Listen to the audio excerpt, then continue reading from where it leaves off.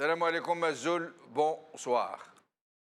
Tout le monde connaît la technique universelle du bon et du méchant, de good cop et de bad cop. Une méthode utilisée depuis longtemps et pas seulement par les policiers. La méthode peut se combiner aussi à toutes les déclinaisons, dans l'entreprise, dans les organisations hiérarchisées et autres usages du genre. Mais la plus intéressante des utilisations de cette méthode, du bon et du méchant, est celle de la politique, abondamment pratiquée par les régimes despotiques, paternalistes, dont la configuration est très sommaire, très primaire. Et c'est le cas en Algérie, ces derniers temps surtout, avec ceux qui se servent du grand invalide qu'est Bouteflika pour lui prêter le rôle du grand et bon président qui vient à la rescousse du pauvre peuple et le tirer des griffes du méchant Ouyahia, qui cherche à l'accabler de taxes, à privatiser ses terres, ses entreprises, vendre ses terres agricoles à des étrangers, etc. Et c'est ainsi qu'il est maintenant tout à fait banal, voire même prévisible, qu'à chaque fois que le méchant Ouyahia prend une mesure impopulaire, l'ange gardien Bouteflika arrive sur son beau coursier tout blanc pour les annuler. Et il en fut ainsi lorsque Bouteflika rappela Ouyahia l'ordre sur le projet de partenariat public-privé, lorsqu'il le désavoua sur certaines dispositions de la loi de finances complémentaires, lorsqu'il stoppa son projet de privatiser des terres agricoles, lorsqu'il lui marqua son opposition de cession des mêmes terres agricoles à des étrangers, lorsqu'il l'a recadré au sujet des privatisations des entreprises publiques sans son aval, et tout récemment, lorsqu'il rejeta le projet du même Ouyahia d'instaurer d'importantes taxes sur les documents biométriques. Et la question se pose, pourquoi Bouteflika, ou plutôt ceux qui utilisent la façade Bouteflika, cherchent-ils à humilier ainsi Ouyahia, de façon aussi brutale qu'elle est devenue récurrente, voire systématique? Cherche-t-on juste à le pousser à la démission, alors qu'il est notoire que la culture de la démission n'existe pas en Algérie, et même qu'elle peut être perçue comme un acte hostile? Et l'autre question qui se pose est pourquoi ceux qui agissent au nom de Bouteflika ne font-ils pas savoir au même Ouyahia que ces projets ne sont pas les bienvenus avant même qu'ils ne les rendent publics? Il faut savoir en effet que c'est un quasi-usage en Algérie qu'aucun projet n'est mis sur les rails de la procédure, de la faisabilité, sans avoir été communiqué au préalable à la présidence. Alors, pourquoi celle-ci attend-elle que les 10 projets soient annoncés pour les désavouer, alors qu'elle aurait très bien pu les faire annuler sans que cela se sache? Quelque chose, mes chers amis, de très grave, de décisif, se trame en ce moment même, très certainement, dans les sombres officines d'où sont tirées les ficelles qui agitent ce monde visible de la politique algérienne. Cette recette du bon et du méchant qu'on nous sert à toutes les sauces bouteflikiennes peuvent n'être qu'une diversion supplémentaire, en plus des nombreuses autres qui se déclinent au quotidien.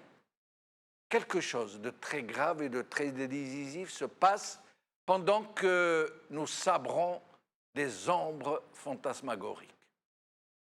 Quelque chose se passe. Aujourd'hui. TSA. PLF 2018. Bouteflika annule les hausses sur les documents biométriques. HuffPost. Document administratif. Le président Bouteflika décide le retrait de toute augmentation de droits. Maghreb émergent. Bouteflika désavoue Ouyahia et retire l'augmentation des taxes sur les documents administratifs du PLFC. Pourquoi ce rôle du méchant pour Ouyahia? C'est le titre de notre émission d'aujourd'hui. Pour en parler, j'ai le plaisir aujourd'hui d'avoir avec moi Boukhalifa Ben Mamar. Merci beaucoup, Boukhalifa. Merci à vous, Jamel. Merci pour l'invitation et merci, bonsoir à tous vos auditeurs et téléspectateurs, qu'ils soient ici ou de l'autre côté. Merci. Je rappelle qu'en plus d'analyste politique, vous êtes militant pour les droits de l'homme. Avec nous au téléphone, Hafid Darraji, journaliste, Amira Bouraoui, médecin militant des droits de l'homme, et Ali Benouari, ex-ministre président de Nida Al-Watan. Boukhalifa Ben Mamar, encore une fois, M. Bouteflika, du moins on lui prête cette initiative, hein, les gens qui agitent les ficelles, qu'il vient d'interrompre, d'annuler, de faire annuler ce projet de taxation des documents biométriques en Algérie. En fait, ce qui ne choque plus les personnes avisées ou les personnes dont on soit peu informées sur la vie politique de l'Algérie, se rendent compte qu'il y a un partage des tâches et puis il y a une codification de tous ces rapports qui sont faux à l'origine. Mais c'est vrai que dans votre présentation, ce qui était à retenir, c'était le partage des rôles, c'est-à-dire le méchant et le gentil. Mais je pense que ça va au-delà de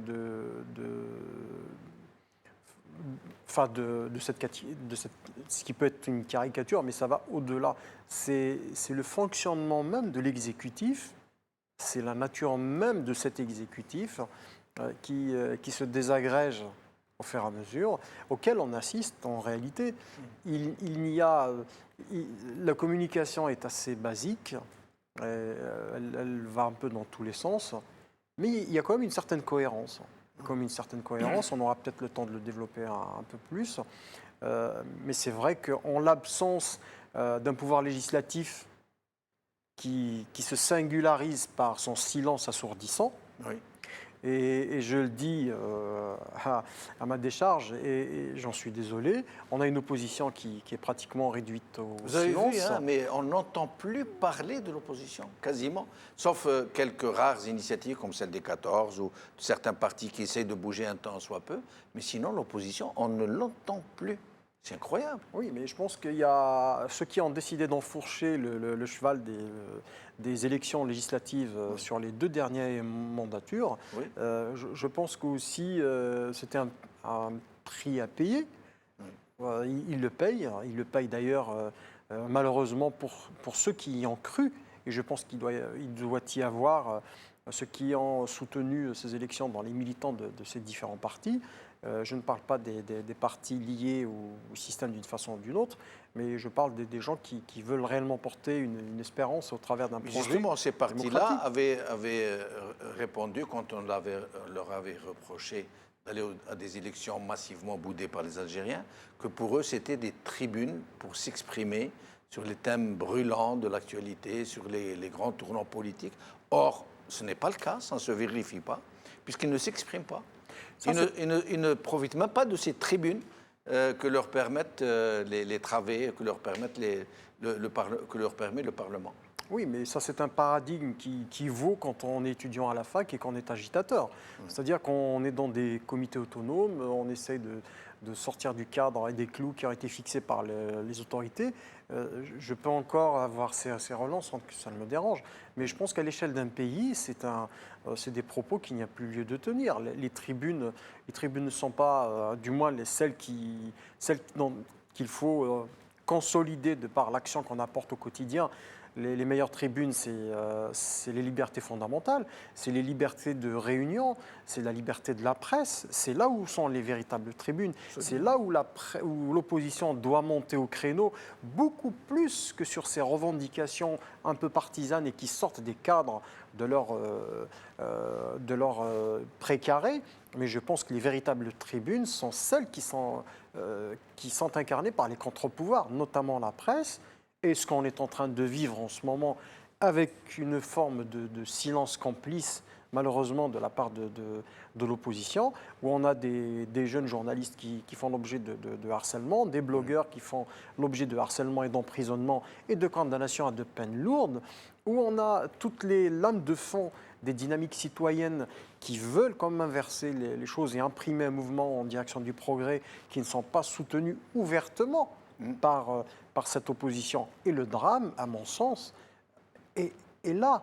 Il me semble que cette opposition est en train de rater quelque chose avec l'histoire, Oui, et elle sera comptable de ce genre de et vous faites bien de le préciser, vous m'y faites penser, parce que c'est vrai, il n'y a quasiment plus de tribunes, et ces tribunes-là que revendiquaient ces gens qui allaient aller aux élections, finalement, qui s'avèrent ne pas être des tribunes du tout, c'était en quelque sorte les derniers remparts qu'ils voulaient nous présenter comme tels. Mais en fait, il n'y a plus de possibilité d'expression dans les syndicats, qui sont muselés, il n'y a plus de liberté d'expression dans les médias, il n'y a plus de liberté d'expression dans l'université. Vous avez vu le message du président aux étudiants où il leur demande que l'université ne doit pas servir à l'expression politique. Vous imaginez un peu à quel point ça s'est vraiment rétréci en peau de chagrin. Il n'y a plus que ces tribunes du Parlement, un Parlement qui est élu à moins de 15% des électeurs et qui n'est même pas fonctionnel dans des cas comme celui-ci. Et je voulais vous poser la question. Nous savons très bien, tout le monde le sait, qu'entre la présidence et le gouvernement, il y a une sorte de comité de liaison qui fait que tous les programmes du gouvernement, tout ce qu'il fait, tout ce qu'il entreprend, avant de le faire, avant de l'entreprendre, il en informe la présidence, qui peut demander à arrêter, à ne pas entreprendre ces projets, sans que personne n'en sache rien. C'est juste dans le comité de liaison. Et donc, pour tous ces projets que M. Bouteflika a annulés, là où il a recadré M. Ouiahia, pourquoi ne l'a-t-il pas fait avant que ces projets ne deviennent publics? En fait, le système exécutif algérien a hérité du système exécutif français.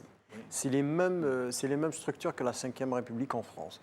Et je pense que ça va vous faire sourire un peu. Quand Nicolas Sarkozy parlait de son ancien Premier ministre ayant le statut de collaborateur. Oui. Donc, je pense que chez nous, à la limite, le chef du gouvernement a toujours ce statut de collaborateur. Oui. Qui applique les consignes, les ordres, les recommandations. Voilà, à la limite, d'ailleurs, lui se réfère toujours au discours et au projet du président de la République. Oui, le programme. Au fameux programme de Fakhamatou, voilà. comme ils disent. Et le drame réside dans le sens où celui qui finit par croire à son propre mensonge, oui. Ce drame se situe à l'échelle personnelle. Mais les Algériens ne sont pas dupes. Ils ont saisi l'essence même du fonctionnement de ces institutions. Oui. Et ce n'est même pas un comité de liaison, puisqu'il y a un rapport de subordination oui. qui a été hérité depuis, je ne dirais pas depuis 20 ans ni 30 ans, mais depuis même les fondations du pouvoir en Algérie, oui. puisque c'est des rapports de subordination quasiment de type militaire, oui. et pas dans le bon sens. C'est une soumission. Oui.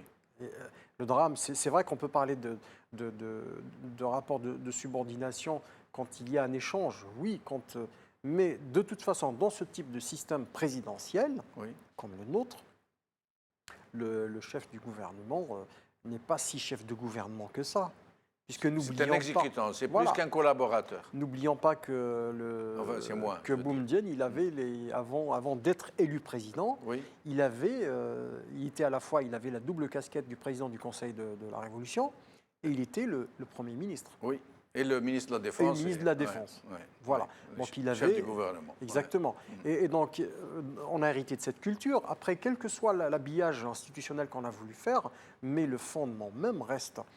Donc après les centres de décision du pouvoir, là où c'est intéressant de voir, c'est que ces arbitrages en réalité sont faits en fonction des intérêts des oligarques quand ils sont touchés. Mais là pourquoi Bouteflika n'arrête pas ses projets dans l'œuf? Pourquoi les laisse-t-il devenir publics pour arriver ensuite? Enfin, quand je dis Bouteflika, je veux dire ceux qui agitent les ficelles de Bouteflika. Pourquoi est-ce que c'est pour pousser Ouiahia à la démission? Est-ce que c'est pour nous jouer cette méthode du bon et du méchant? Alors, il ne vous a pas échappé en tant qu'observateur bien averti de la scène politique chez nous, c'est qu'il y a des séquences. Il y a des séquences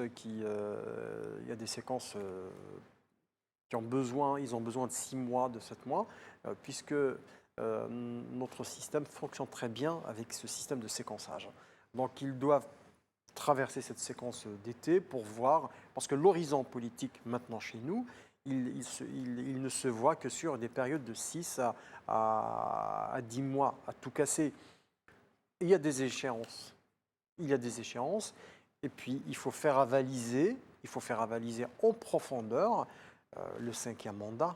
Et je reviens à vous justement dans un moment pour vous demander s'il n'y aurait pas diversion, si tout ça ne serait pas juste de la diversion pour préparer autre chose ou pour que nous ne rendions pas compte qu'il se passe quelque chose. Avec nous, Faisal Mattawi. Merci Faisal d'être avec nous.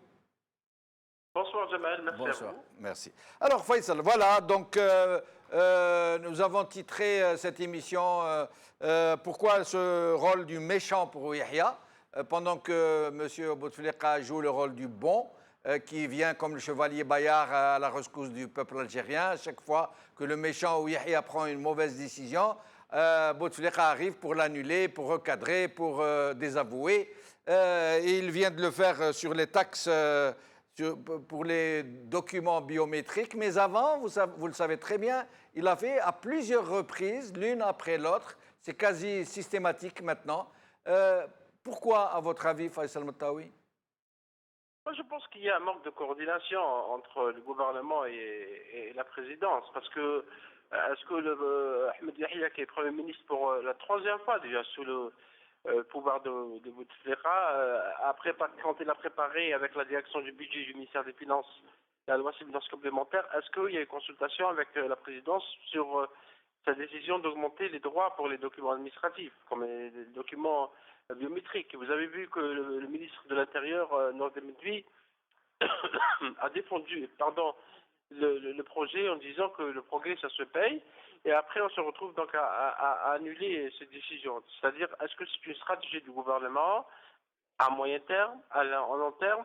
Est-ce qu'il y a réellement de problèmes budgétaires pour l'État? C'est vrai qu'on connaît qu'il y a des difficultés, mais le pétrole, vous avez constaté qu'il a augmenté ces derniers temps. Maintenant, le président Bouteflika a une décision déjà décidée ou déjà annoncée, même si officiellement rien n'a été annoncé sur les prix des documents biométriques, du moins d'une manière officielle. C'est la presse qui a rapporté ces augmentations donc des tarifs. C'est pas nouveau. On l'a déjà constaté par le passé. Et le président Bouteflika veut toujours bien passer, comme vous l'avez souligné, comme celui qui sauve ou qui tranche toujours en faveur de la population. Parce que vous avez vu que le Conseil des ministres a décidé aussi de lever le gel sur beaucoup de projets sociaux. On parle d'un budget de 500 milliards de dinars. C'est quand même un budget important au moment où en même temps, le gouvernement appelle à l'austérité. Donc, il y a un problème de vision, il y a un problème d'organisation, un problème de stratégie économique. Mais Faisal, quand vous parlez de mauvaise coordination entre le gouvernement et la présidence de la République, nous savons tous très bien qu'il y a une structure de liaison entre les deux structures et que M. Bouteflika est informé, enfin M. Bouteflika ou ceux qui sont derrière lui, est informé très précisément de ce que va entreprendre le gouvernement. Et qu'il peut très bien arrêter les frais d'un quelconque projet avant que celui-ci ne devienne public, avant qu'il ne soit mis sur les rails.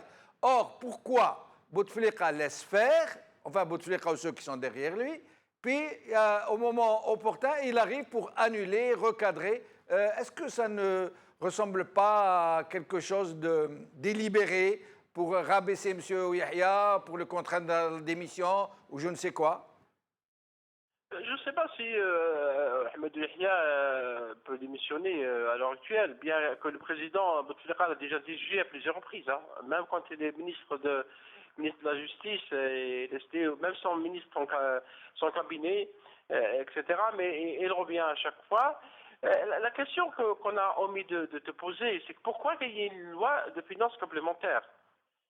La loi de finances complémentaires, les experts vous le diront, est décidée lorsqu'il y a une augmentation des entrées pour l'État ou qu'il y a des projets nouveaux à engager. Or, on a focalisé le débat sur la question des prix des documents administratifs en oubliant l'opportunité même de la loi de finances. Et je vous rappelle, Jamel, qu'il a été annoncé que le président a demandé deuxième lecture de la loi de finances complémentaires. Or, dans cette loi deuxième lecture, on a regardé les prix des documents, donc l'augmentation des documents. On a enlevé seulement la question des concessions des terres agricoles pour les étrangers. Mais il est évident qu'en politique, tout est possible, Jamal. Qu'un président qui peut être éventuellement candidat à sa propre succession en 2019 cherche bien sûr à tirer les marrons du feu et à avoir des bons points auprès de l'opinion et faire passer le chef du gouvernement comme celui qui a toujours pris des décisions impopulaires. Et vous savez qu'Ahmed Yahya a cette réputation de prendre des décisions populaires. Restez avec nous, Faisal Moutaoui. Je rappelle seulement que M. Bedoui, ministre de l'Intérieur, quand il a donné l'exemple des autres pays qui payent, la société paye, les usagers payent les documents biométriques, il a donné l'exemple de la France. Il a dit les Français payent leur carte nationale d'identité à 30 €, ce qui est faux. Il a donné le chiffre de 33 €, ce qui est faux. En France, ils ne payent pas, c'est gratuit. Amira Boraoui est avec nous. Merci Amira. Merci à vous. Bonsoir. Bonsoir. Alors Amira, voilà, donc M. Bouteflika vient encore une fois de désavouer M. Ouihia sur cette histoire de taxe sur les documents biométriques. Mais le problème est que ce n'est pas la première fois.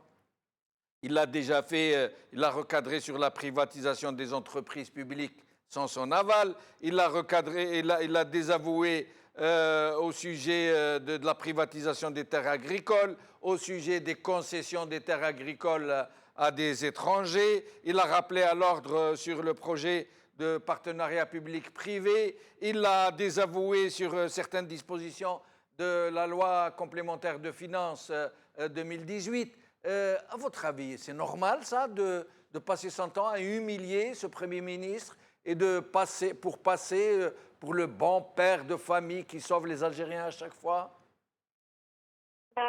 Cette mascarade, on y insiste depuis un moment déjà, du bon, la brute et le truand. Absolument. Et elle n'a que assez duré, donc on n'a même plus envie de suivre. D'ailleurs, même ça ne dupe même plus l'opinion ni le peuple, parce que dès qu'ils ont instauré ces taxes, tout de suite l'opinion, les réactions des gens, c'était Bouteflika va se manifester et il va effacer tout ça. Donc c'est une orchestration médiocre. Tout le monde très prévisible. Ces gens-là n'ont pas de programme, ils n'ont pas de projet. Donc ils essaient d'occuper un petit peu la scène politique avec ces mesures de l'un met une taxe, l'autre vient l'enlever, il le désavoue, qui le désavoue, on ne sait pas, parce qu'on ne sait pas qui prend les décisions à la place de M. Bouteflika. Pourquoi ce Premier ministre, on le nomme uniquement dans le seul but de l'humilier, parce que c'est pas la première fois qu'il joue le rôle du méchant, hein. Il l'a joué avec d'autres présidents avant Bouteflika, c'est l'indéboulonnable Ouihia. On le ramène à chaque fois pour que le président passe pour le sauveur de la nation, celui qui aime le peuple, etc. Mais c'est triste tout ça parce que c'est pas ça qui va nous sortir de la dépendance aux hydrocarbures. Il n'y a pas de projet, il n'y a pas de visibilité sur 10, 15, 30 ans. On est là en train de patauger, de faire du surplace. Et là, ça use tout le monde. Et Amira Boraoui, une question secondaire, j'allais dire, mais nous allons revenir vers notre... Monsieur Bedoui, quand il affirme publiquement devant tout le monde, pourtant il est entouré de conseillers, de technocrates, de commis en tout genre, il affirme qu'en France, les Français payent la carte nationale d'identité, la carte biométrique à 33 €. Il donne même un chiffre précis, 33 €, alors que c'est faux. La carte est gratuite en France. Qu'est-ce que vous en pensez de cette sortie? Encore une déclaration médiocre, irréfléchie, sans se renseigner. On est là en train de jeter à l'opinion de fausses informations que la carte était, parce que il a fallu au début argumenter pourquoi il fallait payer, et ensuite des gens qui parlent au nom d'un président malade, ils désavouent tout le monde. Il désavoue le ministre de l'Intérieur, il désavoue le Premier ministre. Et là, ça fait pas du tout sérieux, ça fait pas du tout gouvernement. Et c'est triste, ça fait mal parce que c'est censé être un gouvernement qui représente un pays. Ils sont complètement à côté dans ce genre de décision. Ils ont été complètement à côté diplomatiquement avec le traitement d'une simple vidéo qui se transforme en affaire d'État. Ils sont de jour en jour, ils sont là. Alors je ne sais pas si cette médiocrité est innée chez eux ou alors ils pratiquent ça exprès pour faire botter en touche et gagner du temps. Faire voter en touche le peuple et gagner du temps pour les prochaines présidentielles. Amira Bouraoui, pourquoi M. Ouihia ne démissionne-t-il pas? Est-ce que parce que ce n'est pas dans les mœurs de la République entre guillemets, bien sûr. On n'a jamais vu quelqu'un démissionner parce qu'il semble que c'est ressenti comme un acte hostile, une sorte de rébellion. Alors pourquoi il ne démissionne pas alors qu'il a été humilié plusieurs fois par M. Bouteflika, il a été humilié par Ould Abbas, il est exécré par l'opinion publique, et c'est de notoriété publique, hein, tout le monde le sait. Pourquoi ne démissionne-t-il pas? Pourquoi s'accroche-t-il? C'est pas dans le tempérament ni dans le caractère de Ouihia de démissionner. On le connaît depuis quand même, ça fait plus de 30 ans qu'il redouble en tant que Premier ministre. Déjà, là, c'est un échec cuisant. Ouihia, c'est un peu la pièce maîtresse, un peu du régime. On fait appel à lui et il le dit lui-même. Lui, il n'est pas au service de l'Algérie, il est au service d'un régime. Donc, il n'y a pas derrière l'homme politique, l'homme d'État qui tape sur la table ou qui a envie de faire passer des idées ou quoi que ce soit. Donc là, on lui donne à chaque fois des missions, il les fait, on le désavoue, il continue quand même, on le pousse à la porte et ensuite, même en dehors du cercle décisionnel, il est là. Moi, c'est le programme de Fahamadou. Il est où le programme de Fahamadou? On ne l'a pas vu. Depuis 20 ans, il n'y a pas de programme, si ce n'est ce cirque continu, de manière continue. Au bout d'un moment, ça fatigue. Et puis bon, c'est pas dans la culture. Moi, je viens de sortir d'une réunion maintenant où était présent un ancien Premier ministre qui a démissionné, M. Benbitour. Mais M. Ouihia n'est pas M. Benbitour. Est-ce que vous n'avez pas l'impression, Amira Bouraoui, et ce sera ma dernière question avant de vous libérer, qu'il se passe quelque chose, qu'il se trame quelque chose en ce moment même de très grave? Ce qui est très grave, c'est qu'il ne se trame rien du tout, justement. Et ces gens-là veulent continuer à occuper l'opinion dans ces textes, etc., afin de gagner du temps pour faire passer ou un 5e mandat ou préparer le candidat du régime et l'imposer à la dernière minute et faire en sorte qu'il n'y ait aucune initiative en face, ni du côté de l'opinion, ni du côté de l'opposition. Donc, ces gens-là, ils veulent Habini Lehi ou le Raji, Bachir pour quelques mois, parce que les présidentielles, c'est dans 8-9 mois, et puis à la dernière minute, ils disent que ça sera comme ça, et ça sera le fait accompli. Et aujourd'hui, il faut prendre conscience de ça et arrêter de continuer à suivre ces gens-là, les laisser faire leur cirque, et à côté, préparer une alternative crédible. Ils tomberont d'eux-mêmes. Amira Bouraoui, merci, au plaisir de vous revoir. Merci à vous. Merci. Boukhalifa, est-ce que tout ce cirque ne procède pas de la diversion, tout simplement? Enfin, je ne dirais pas de la diversion parce qu'aujourd'hui, il n'y a plus rien à cacher. Il n'y a plus rien à cacher. Et puis, au contraire, ils doivent redoubler quand même d'ingéniosité pour tromper encore les populations chez nous qui commencent quand même à combler un peu leur retard dans l'interprétation des remous qui touchent un peu le système. Bon, moi je ne crois pas que tout cela soit un manque de coordination. Il y a une séquence, ils la gèrent avec ce qu'ils ont. C'est un raisonnement tout à fait froid. Et puis tout le reste, tout ce charivari. Laisser son propre chef du gouvernement annoncer une mesure, en parler, la mettre sur les rails législatifs et tout, et puis arriver comme ça et couper court. Oui, mais c'est Machiavel, hein. C'est Machiavel. Vous savez, il y avait un passage dans Le Prince qui était quand même assez intéressant par rapport à d'autres. C'est quand le roi il arrive dans cette province où les gens se sont plaints du gouverneur de cette province. Et sur le champ, le roi procéda lui-même à l'exécution du dit gouverneur incriminé. C'est un coupe-feu en quelque sorte. Voilà, mais tout simplement pour les plus avertis, ils ont compris que de toute façon, il leur a dit que si vous plaignez du gouverneur qui est ici, craignez encore celui qui va lui trancher la tête. Mais le rapport de subordination, il est là. Il est là et ça ne va pas changer. Tant qu'il n'y a pas une véritable alternative démocratique qui va changer complètement les rapports de force entre les deux têtes de l'exécutif, ce sera toujours un rapport de subordination. Le Premier ministre n'est qu'un fusible, n'est qu'un collaborateur du président de la République, du moins de ceux qui font office, qui gèrent un petit peu, qui font écran et qui incarnent un peu la présidence. Et nous avons Hafid Darraji avec nous au téléphone. Hafid Darraji, merci d'avoir accepté notre invitation. Merci, bonsoir c'est Jamal, bonsoir à tes invités, à tous vos auditeurs. Bonsoir, Sahar Ramadankum. Téléspectateurs aussi. Merci beaucoup, merci à vous. Merci. Alors, Hafid Darraji, donc voilà, M. Bouteflika est arrivé sur son cheval tout blanc pour annuler encore une fois un projet de loi de M. Ouyahia. Ce n'est pas la première fois, c'est la 5e ou 6e fois qu'il le fait. La question est de savoir pourquoi ne l'a-t-il pas empêché plus discrètement de ne pas aller vers cette mesure de taxation des documents biométriques.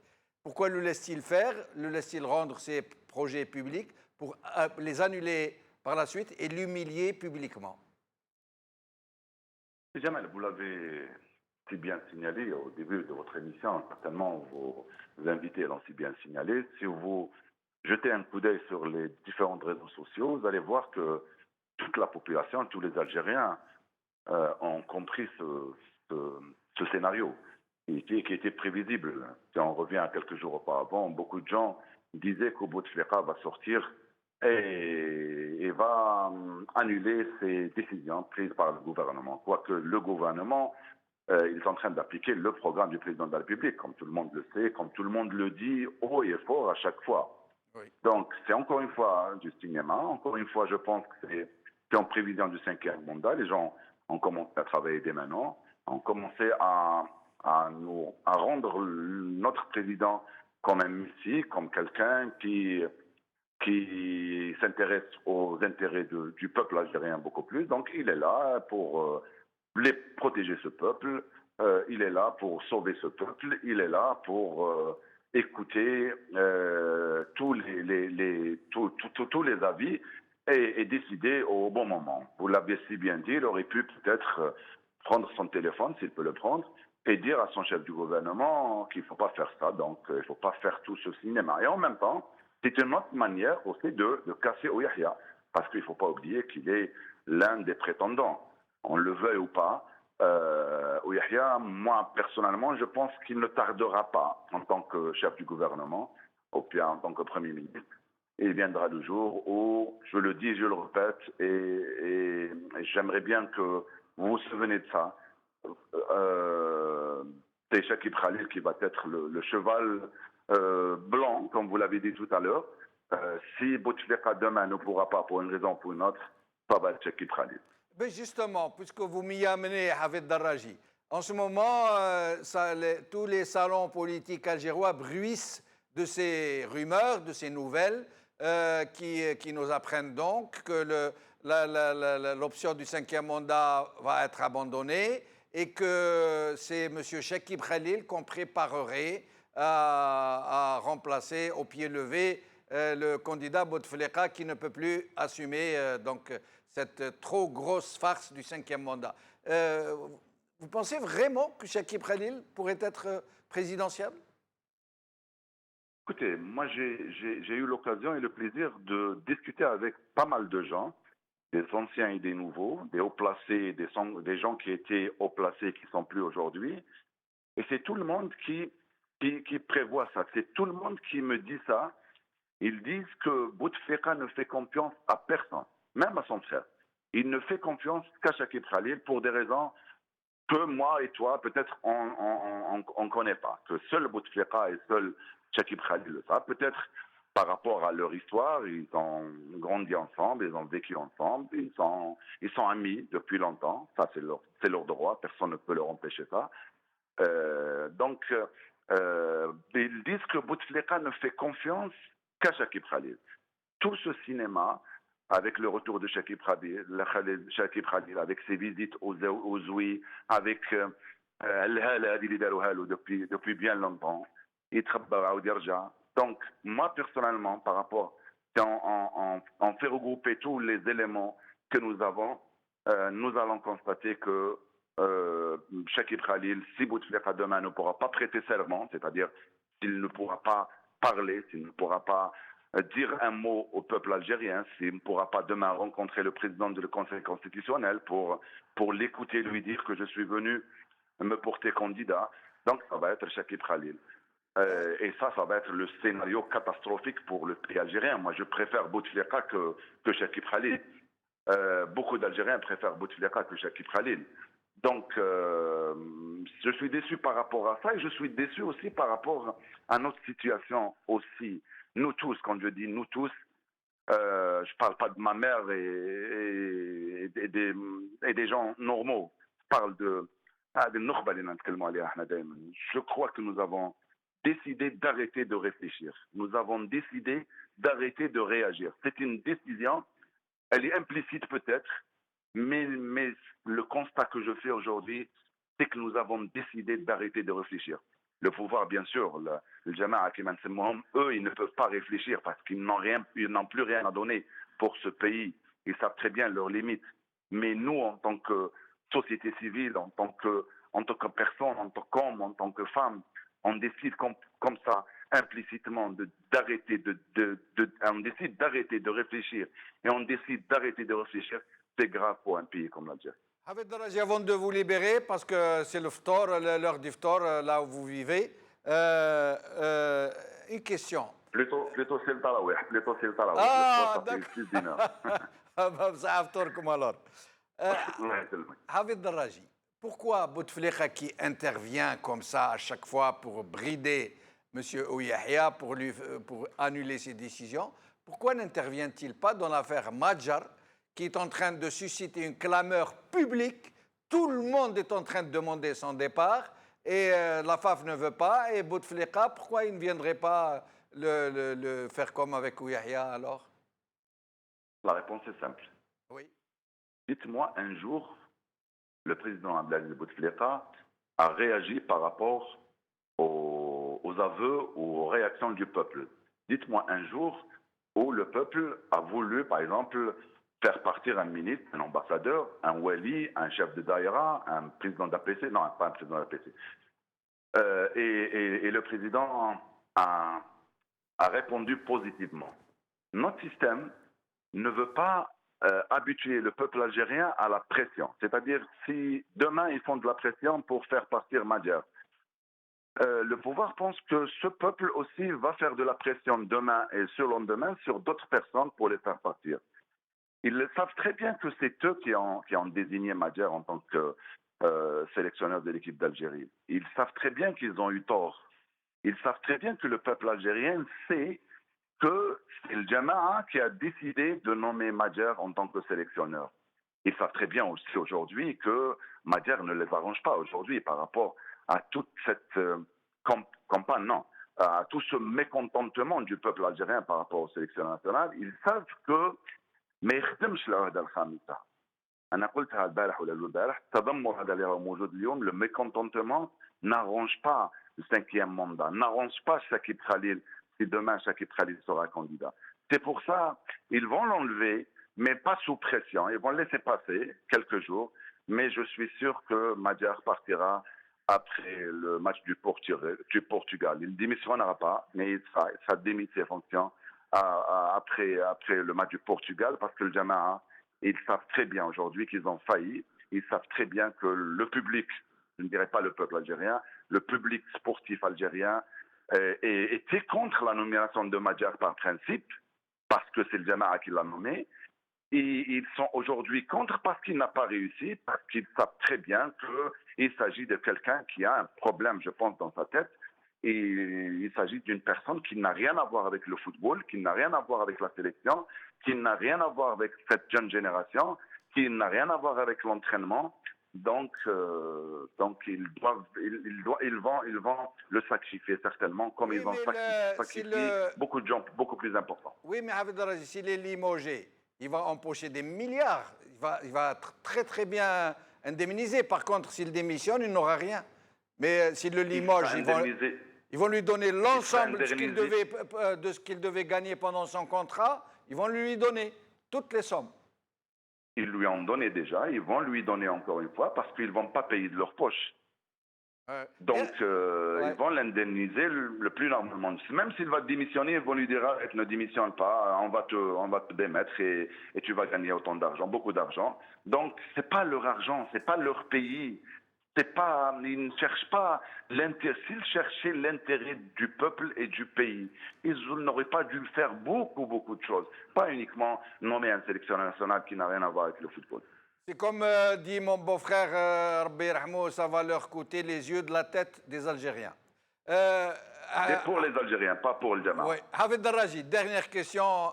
Ronaldo, il va jouer demain? Je pense qu'il va jouer. Je pense qu'il va jouer en deuxième mi-temps, je pense. Merci beaucoup. Merci. Au revoir. Au revoir. Boukhalifa, cette option de Chekib Khalil, ça vous semble vraisemblable? On est quand même dans un pays où on fait croire que tout est possible. Ouais. Mais c'est vrai qu'il faut procéder par une analyse assez simple et assez froide. Il faut énumérer le nombre de candidats possibles qui peuvent faire l'affaire. Et puis, on nous a toujours sorti des gens du chapeau. Hein. Donc, il ne faut pas être étonné que ce soit lui ou quelqu'un d'autre. Mais la probabilité de faire toute une gymnastique pour vendre un 5e mandat, à mon sens, est la plus probable. Et la plus probable parce que... mais il n'est vraiment pas en état. Oui, là, oui, mais après, il n'est même plus présentable. Ça, ça va être difficile cette fois-ci. De toute façon, il y aura toujours un montage sur le plan juridique qui va... comme il a dit Abdelhafid Daraji, il ne pourra pas se présenter devant un conseil constitutionnel, soit pour prêter serment et tout. On trouvera toujours un subterfuge sur le plan juridique pour introduire une réforme, ne serait-ce que dans le temps, mais ce n'est pas ce qui va les empêcher d'aller à la concrétisation de cette option. Ce qu'il ne faut pas oublier, c'est que nous sommes dans un environnement géopolitique qui compte. Malheureusement pour nous, on n'est pas les seuls à pouvoir décider. C'est-à-dire que la décision réelle ne revient pas qu'aux Algériens quand ils vont aller décider d'élire ou de voter en faveur de quelqu'un ou de quelqu'un. Ça, ce n'est pas nouveau. Ça, les Algériens n'ont jamais choisi leur président.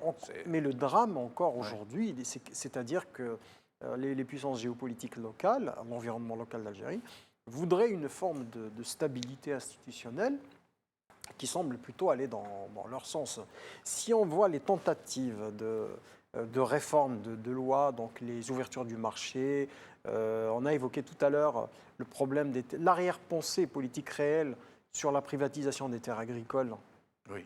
Donc dans une tentative je mets entre parenthèses, reconstituer des ensembles agricoles comme ceux qu'il y avait peut-être un peu avant l'indépendance de l'Algérie, donc on peut supputer à juste titre ou en disant tout simplement que ça peut sortir d'un autre chapeau, mais ça va profiter justement à qui ? À ce sujet, on a beaucoup parlé des pieds noirs. Vous pensez que c'est faisable qu'il puisse y avoir une politique de vente ou de concession de terres, de grandes surfaces de terres d'ex-pieds noirs qui pourrait revaloriser?